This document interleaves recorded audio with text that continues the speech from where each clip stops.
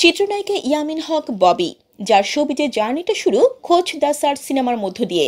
সেই হিসেবে শোবিজে তার পথ চলা 1.5 দশকের বেশি। তার এই পথ চলা মোটেও সহজ ছিল না, নানা চড়াই উতরাইয়ের মধ্য দিয়ে যেতে হয়েছে তাকে। ববি হক বলেন, একজন শিল্পী সবসময় শিল্পী, তবে এই শিল্পী সত্তার বাইরে তাকে বহু মাধ্যমে কাজের অভিজ্ঞতা থাকতে হবে। একটা মানুষের অনেকগুলো কোয়ালিটি থাকতে পারে। যদি কেউ ব্যবসা করে কিংবা অন্য কোনো পেশার সঙ্গে জড়িত হয়, তাতে সমস্যার কিছু নেই। এতে একজন শিল্পীর অর্থনৈতিক নিরাপত্তা বাড়ে। তবে ফোকাসটা অভিনয়ের উপরই হওয়া উচিত।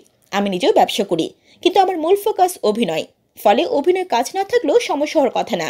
গেল বছর ময়ূরক্ষী সিনেমা মুক্তির পর নির্মাতার সঙ্গে বিবাদে জড়িয়ে যান ববি। বিষয়টি নিয়ে জলঘোলা কম হয়নি। এমন ঘটনা যে শুধু তার ক্ষেত্রে ঘটেছে বা ঘটছে তাও নয়। পারিশ্রমিক সহ বিভিন্ন বিষয় নিয়ে নির্মাতা শিল্পীর মধ্যে বিবাদ হরহামেশা চোখে পড়ে।